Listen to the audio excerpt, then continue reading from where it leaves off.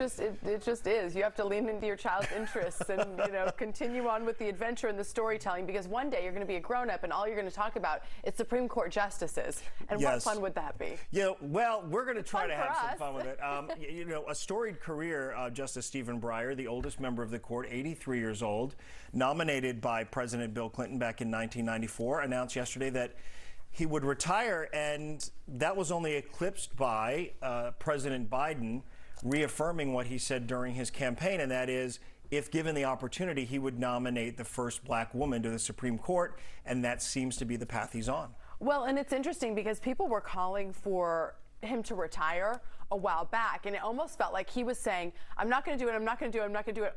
Because it was like, it's so rude for somebody to come over and say, hey, you should retire. You want to feel like you're doing it on your own time, and, yes. It's your decision. But it is interesting, all of the conversations around how long these Supreme Court justices serve.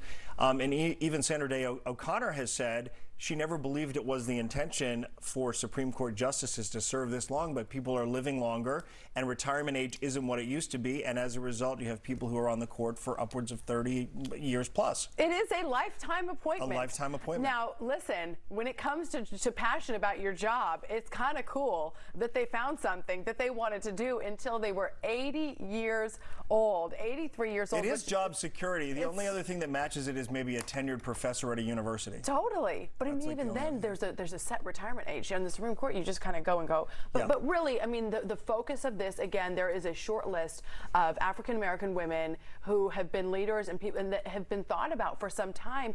We just didn't know when the time would come, because it seemed like Justin Breyer was just like, you guys are telling me to leave, so I'm not going to leave. Mm-hmm. And now that died down, he says, okay, fine, I'm going to leave. I think the timing of it is interesting. I mean, he is a liberal judge, and we know that the court weighs more conservative, so it's not as if this is an opportunity for balance in the court, but it is a chance to make a statement and leave a legacy. I think every president to that degree sort of looks at that opportunity, which not every administration has, to sort of solidify their legacy. Well, and there's a timeline here, right before November. Mm-hmm. So there's a chance that things could change in November. So I think that there is sort of a timeline where he's thinking, okay, if I'm gonna make the move, now is the time. So there's time to get somebody confirmed. And yet, if confirmations are going to be cut across party lines, and you're going to have the process stalled or meet a stumbling block because of Joe Manchin or other more conservative Democrats